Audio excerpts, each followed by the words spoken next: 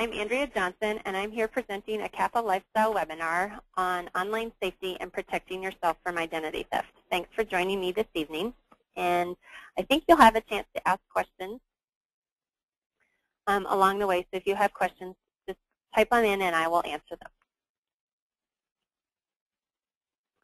Here's a quick preview for you about the topics we'll be covering tonight, including about me. I am just a regular person. I don't work in the financial sector, but both my husband and I have been victims of a corporate data breach.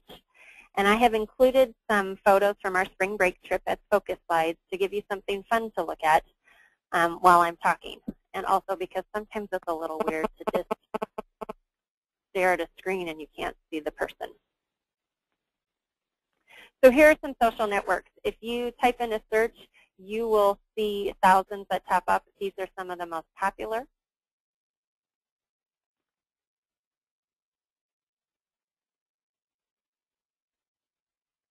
Oh shoot, now what's going wrong?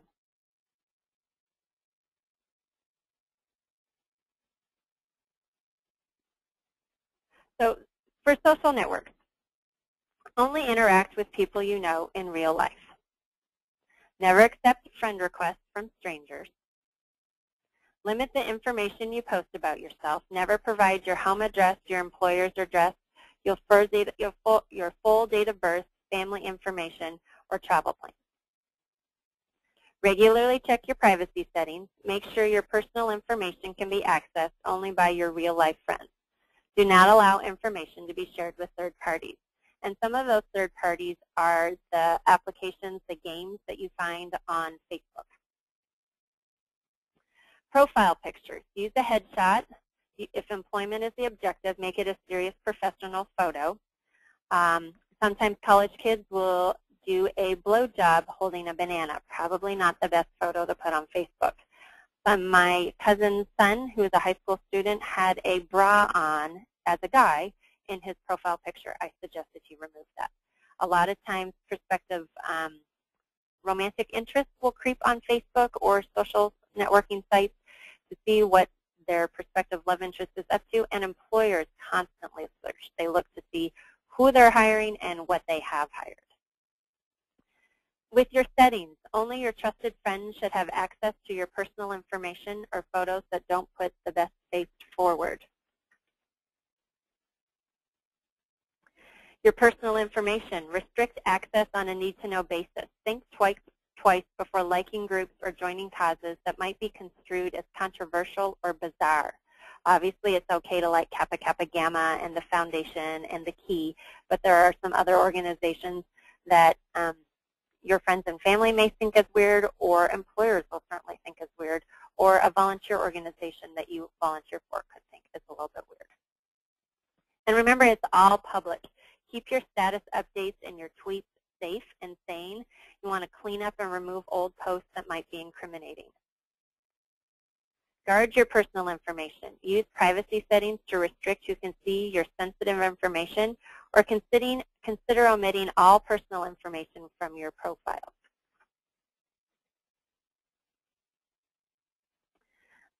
My cousin is 12 years younger than I am, and he did not get a Facebook account until after he graduated from college and after he had a real job, because he heard horror stories of employers who had decided not to hire someone because of their Facebook account.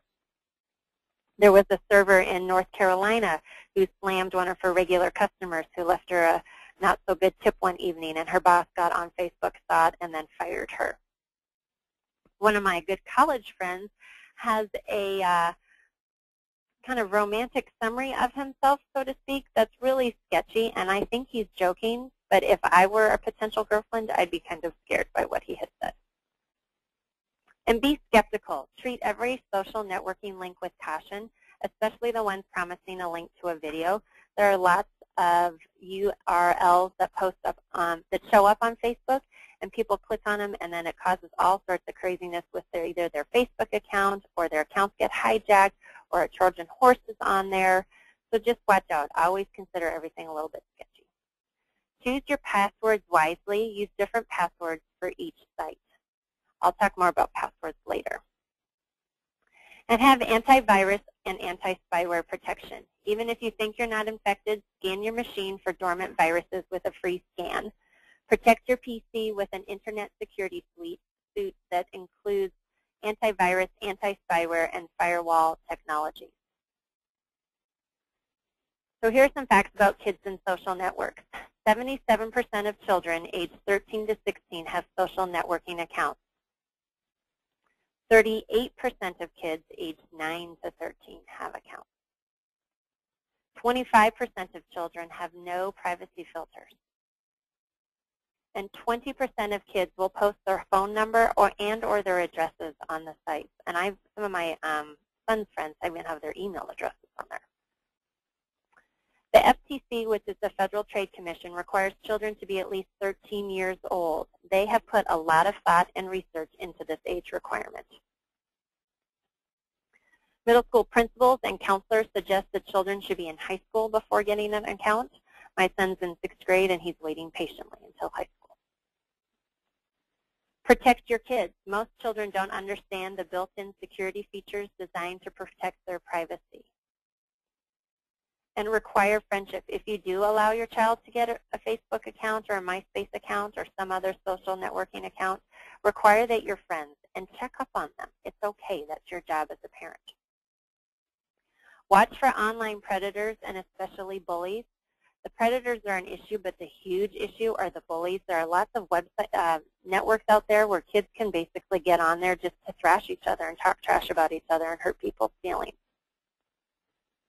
And don't feel pressured to bend the rules. If you want them to wait till 13, you're looking out in the best interest of your child, and make them wait till they're 13. So when you do some online shopping, go straight to the website. Type in the store's web address directly into your browser instead of using a search engine. Cyber criminals plant malicious links that look like popular sites, usually within the first few pages of search results. Be strict about your passwords. Use a different password for each site on which you have an account instead of using the same one for everything, because once someone has that password, all sorts of craziness can happen. Look for signs of security during financial transactions. So if you're making a purchase or if you're making investment or you are doing some online banking, make sure you look for the HTTPS in the address bar and look for the yellow padlock icon in the browser status bar. And it looks like a padlock like you would put on a suitcase or on a locker. And then you want to make sure the address bar is green. If you have PayPal accounts, frequently check your debit account for fraudulent purchases. And use a credit card instead of using your debit card because it's faster to stop a questionable charge. When you do online shopping, watch for seasonal scams. I have an example I'll show you later. Be wary of spam emails claiming to be shipping confirmation or undeliverable package alerts that require you to open an attachment. Delete those messages that claim to contain tracking information, but they lack the tracking numbers in either the subject or the body. And the safest way to track shipping is through the shipper's website or through the site from which you made the purchase.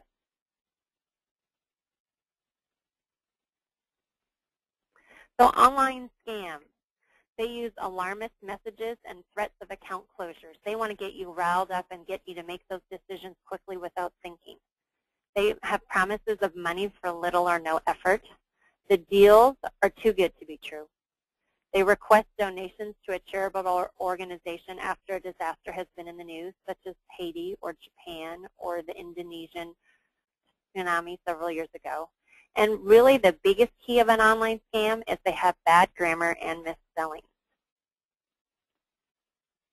And you have to remember, too, if there's a threat for an account closure, your bank's not going to send you an email. They're going to call or they're going to send you a letter, and it's going to be written in red. So here's an example of an online scam. Your computer is infected. So the fake antivirus companies convince you that your computer is infected, so you pay for their antivirus protection. I received one of these over the summer. And it's also called scareware. So immediately stop what you're doing, get offline, and perform a real scan with your real antivirus, so if you have McAfee or some other similar product. A second scam, check out this cool link. Your friend's email or Facebook account is hijacked, and you receive a brief message with a short URL to watch a video or check out something equally cool. And usually you can tell in those messages because they haven't signed their name, there's no signature block, and what they've just said is check out this cool video, and that's not usually how your friend communicates with you.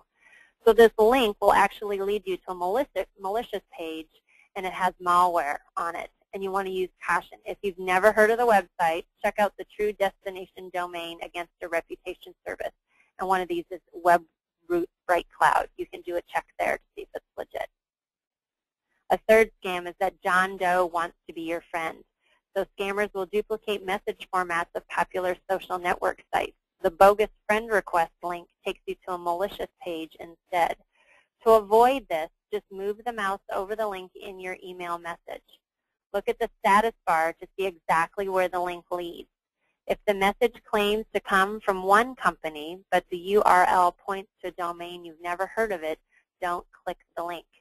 Just the other day, I got a bogus Facebook message. So it looked exactly like the message, little notification, email notification that I get for Facebook messages that come in my inbox, but it wasn't real. I didn't know who the person was. I didn't get what the message was. And sometimes you can click on your those email notifications and it will send you off to Facebook, but I don't. I just delete them. I say, hey, there's a message. I go check my Facebook account, and I check my messages that way.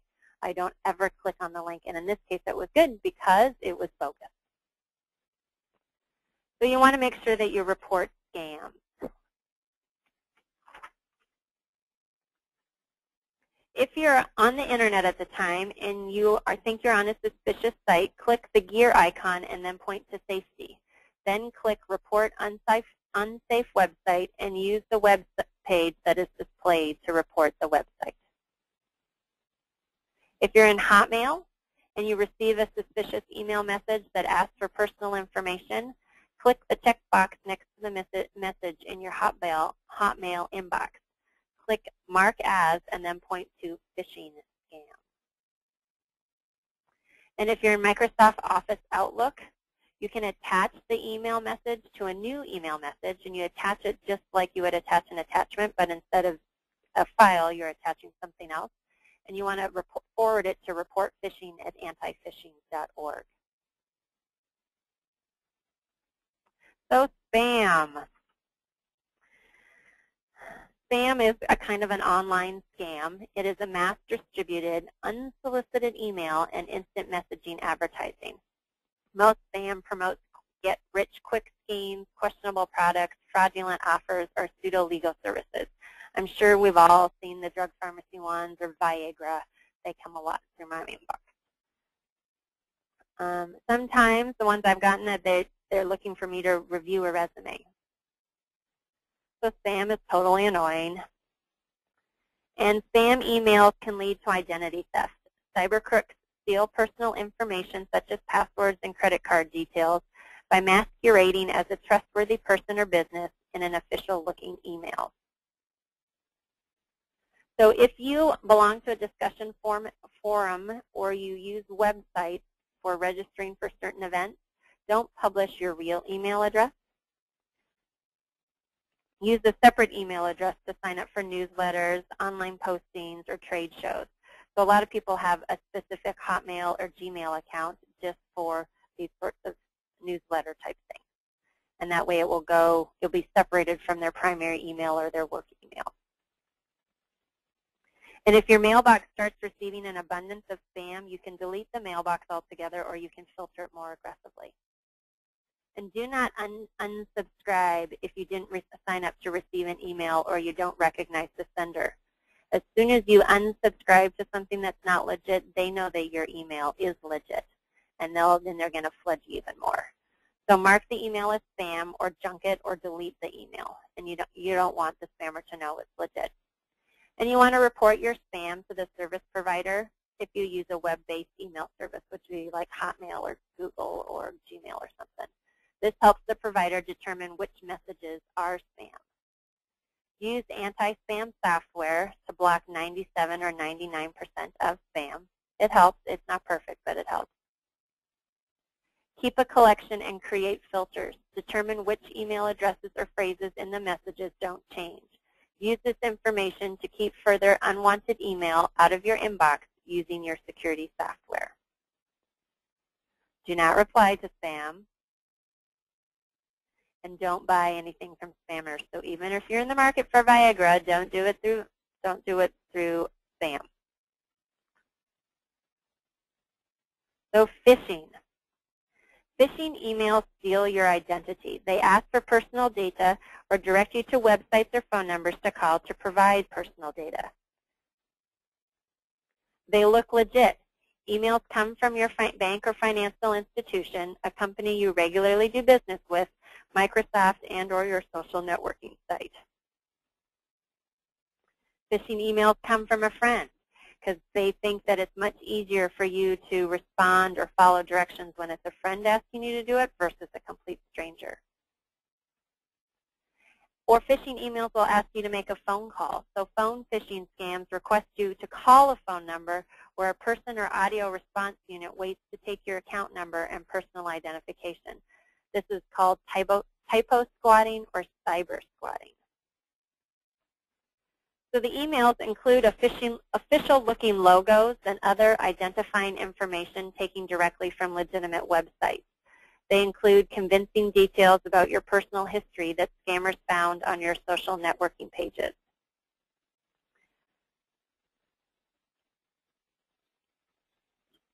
Emails include links to spoofed websites where you are asked to enter personal information. So these three addresses here in yellow are all spoofed websites based on Microsoft. And if you're not looking carefully, you'll click on it, but it's not going to go to Microsoft. And you can see there's spelling errors on all of them. So there's some phishing phrases. Please verify your account. Businesses do not ask for passwords, log-on information, usernames, social security numbers, or other personal information through email. I've received bogus messages from PayPal, and if you do get a PayPal message that says, hey, you need to change your password, log on to PayPal. Don't click on the link that they've sent. And you have to remember that Microsoft will never send you an email looking for your credit card number. Another phishing phrase is, you have won the lottery. This is a type of an advanced fee fraud. They'll send you something alarmist like, if you don't respond within 48 hours, your account will be closed. These messages convey a sense of urgency that you'll respond immediately without thinking. And no one would send you a legitimate message like this. If your account is in danger of closing, they'll be calling you. They'll let you know, or they'll send it in the mail. Here's an example of phishing. And you want to look at, I know it may be hard to see, but I am Mr. David Powell. For example, there's no period after Mr. The first sentence is a run-on. There's all sorts of weird grammar mistakes. And for a guy that's supposed to be from England, you've got horrible grammar. You've got a capital letter after a semicolon. So these are ways that you can look at an example and say, hey, this really isn't legit. I'm just going to delete it. Here's another phishing example that I talked about, the shipping one. So UPS said that they failed to deliver something. Well, you know, it was sent on the 28th of April, and if you look up at the email at the date at the top, it was sent in June, the email that I received. So I never ordered anything on the 28th of April. I certainly wouldn't have expected it this late in June. And there's a WinZip attachment. Don't open that attachment, and they certainly wouldn't send you a zip attachment. And they wouldn't say, dear customer, they'd have your name. So that's another way for you to know that it's not legit. Check out, do you see that alligator there above the paddle? We went paddling by alligators. So if you're a scam victim, change your passwords or your personal identification numbers on all your online accounts that you think might be compromised. Place a fraud alert on your credit report. Check out your bank or financial advisor for help. Contact the bank or the online merchant directly. Do not follow the link in the fraudulent email message. Close accounts if any were accessed or opened fraudulently. Review your bank and credit card statements monthly for unexplained charges or inquiries that you didn't initiate. The Trojan Horse. So the Trojan horse is the most common and dangerous threat that can infect your computer. Trojans are designed as benign or useful software that you download from the internet, but they actually carry malicious code that is designed to do harm. And Trojans are common because they are successful. There's a bunch of different types of them. There's a password stealing Trojan. These look for saved passwords on your computer and email them to hackers. Some steal passwords hidden in your browser history.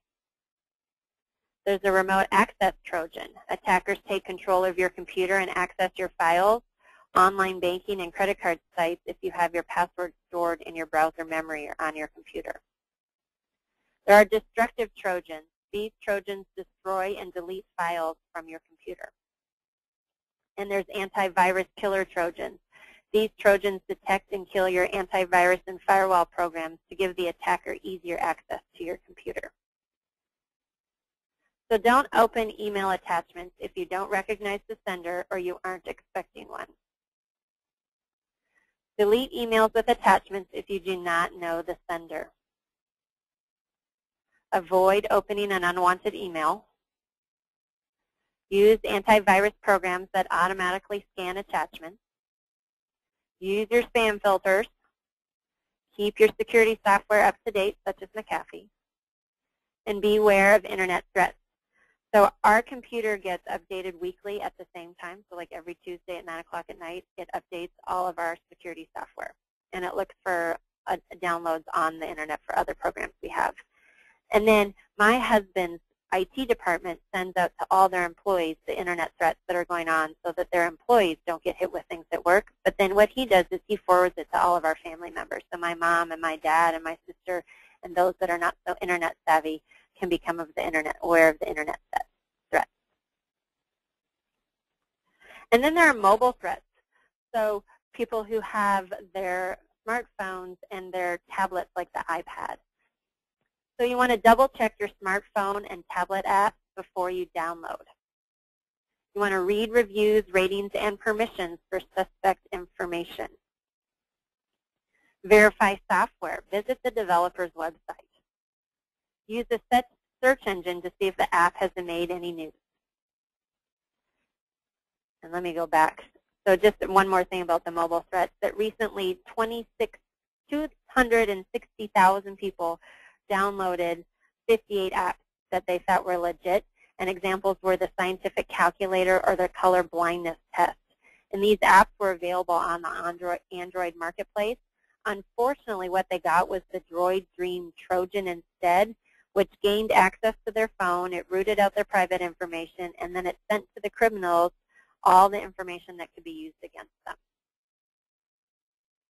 So passwords. You want to protect your passwords. Don't write them down. My mom, which I love to make fun of her, she has all of her passwords written on yellow 4x6 cards, and they're all on a little ring, and she carries them around with her. So if anybody were to find that yellow stack of postcards, of 3x5 cards, they would have a total heyday with all of her accounts. Use a password manager. Don't store passwords on a browser.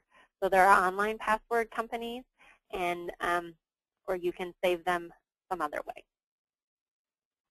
Don't use real words or proper names. Password cracking tools can crack any combination of words and numbers within 48 hours. So one way to do is to use the first letters of a poem, song, or phrase and add special numbers or characters to it. For example, a song we all know is "You'll Find As a Capital You'll Always Recall."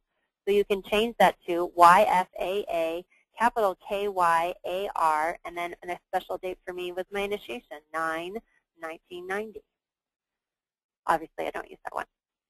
Another one is Pat says she, yes does she. So it's Pat, P question mark SSY question mark SH. So it's something that you can say in your head, and all you got to do is do the first letter of what you're saying. And there's no way, because it doesn't look anything like a word, that a computer will be able to crack that.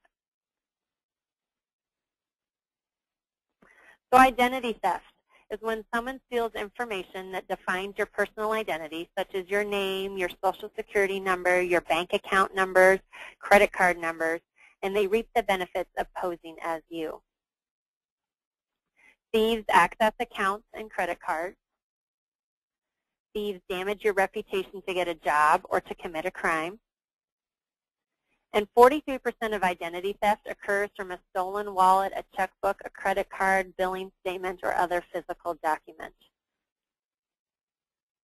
In 2008, Americans lost $54 million through identity theft. In 2010, over 11 million Americans were victims of identity fraud. Between 2005 and 2009, there have been more than 500 million people whose personal and financial data have been exposed as a result of corporate data breaches, events the victim cannot control despite taking personal safety measures. So both the school district that I work for, someone hacked into the system, and the company that my husband worked for, their HR records were hacked into. The average fraud amount per victim is $5,000. If you wait 6 months to figure out that something's gone wrong, the average amount of fraud goes up to $20,000. And victims spend an average of 58 hours repairing the damage done to an existing account, so a bank account you already have. And then they spend about 165 hours repairing damage done by the creation of new fraudulent accounts. So someone who has started a credit card in your name and then just not pay the bill. So there's a whole bunch of ways of identity theft, such as mailbox raiding or dumpster diving. So if you're in the more suburban or rural areas, more mailbox raiding, and if you're in the city, it's more dumpster diving.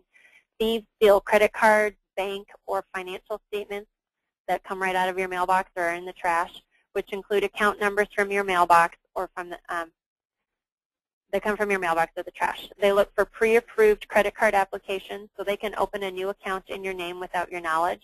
Then they change your address and they divert your billing statements.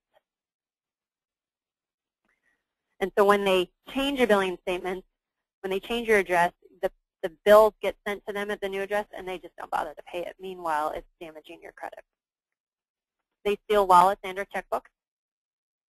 And they steal information from your home. So bills and sensitive documents are just left around the house. So family, visitors, at-home employees such as your nanny or your cleaning lady or contractors who come in temporarily can easily access this information. 42% of ID theft was committed by someone that you know. Address fraud. Criminals change your address and redirect your mail to a different address so they can steal your confidential information or take over your banking or credit card account. Shoulder surfing is exactly what it says. People watch over your shoulder or listen to a payment conversation, such as when you're calling the doctor's office and paying your bill. Phishing is like phishing, but it's over the phone. Smishing is when they steal your identity done by a text message. Skimming, these are really popular with credit, ATM cards, gas pumps, ATM machines are frequent targets. Where a hacker illegally obtains information from the magnetic strip on the back of your credit card or your ATM card, and then they use that information to create fake credit cards, and clearly they don't pay the bill.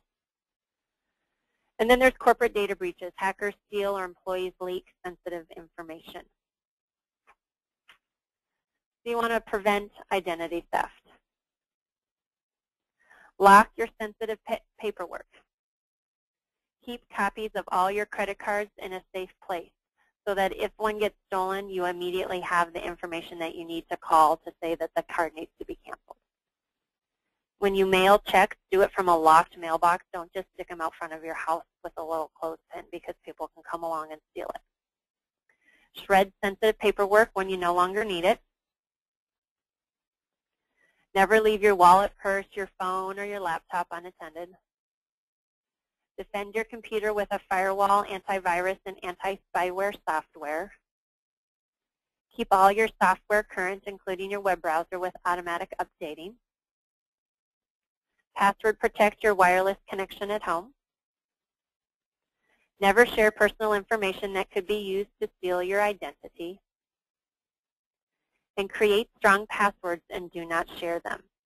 So it may seem overkill what my family does, but because we've had these data breaches and we're worried about it, we have a fireproof media safe that we have in our basement.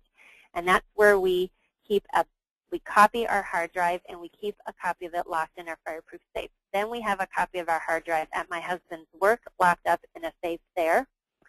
And then we have our paper documents in a fireproof small safe. Then what we do is we stick both of the little safes inside a huge gun safe, even though we don't have guns, and it's attached, bolted to the wall of our brick wall in our basement so that thieves can't get it up the stairs. And it's locked with a combination that only my husband and I know. And so we have all of our documents in there, and there's no way anyone's taken off with that safe.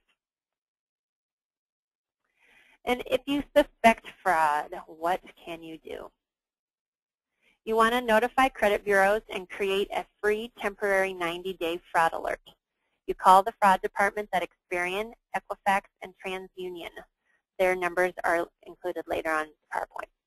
Fraud alerts require creditors to call you before extending credit. So if someone stole my credit card and I put a fraud alert on it, or there's a fraud alert on my bank account and someone wants to get a new ATM card, or they want to open a new account with my name, they have to call me and say, hey, is this legit? Are you really looking to do this? And if I'm not, then they won't do anything about it. You can request one additional free credit report. You want to freeze your bank account so that they can't do anything, and they're only going to pay the bills that you've notified them about. And you want to contact your bank or financial advisor. You want to verify charges have been removed from your account. You want to close the accounts if absolutely necessary, and keep copies and document conversations and maintain records related to the theft. If you are indeed a fraud victim, get an extended fraud alert, which is valid for 7 years. File a complaint with the Federal Trade Commission, and complete the ID theft complaint form to give to the police. So the FTC does not investigate crimes, but they share the information with investigators across the country. Make sure you file a police report, because this is a form of theft, and you keep a copy of that report. Request 2 additional free credit reports. Don't do it at the same time. Wait 6 months. Contact the Social Security Administration Inspector General if you think your Social Security number has been compromised. And consider legal help or an identity restoration specialist who can help you deal with debt collectors, credit bureaus, and creditors, because it takes a lot of time and emotional energy to restore your credit, so sometimes paying someone to help you is the best option. And if you're a McAfee subscriber, their cybercrime response unit has free advice to help you with if you're a victim of fraud. So resources, these are my last couple of slides. They're basically,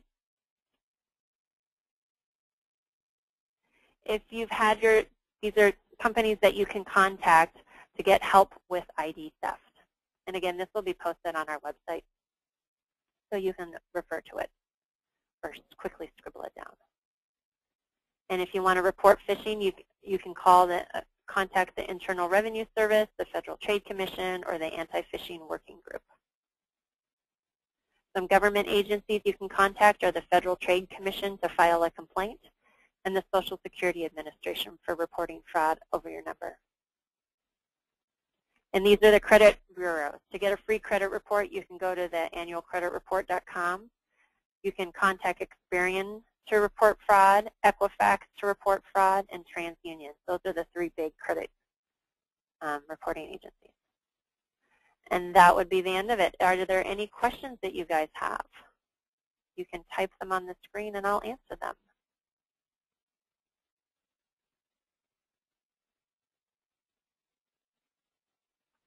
And since there are none, thank you very much for spending your evening with me. This webinar will be downloaded on the CAPA website. Thank you very much. Enjoy your evening.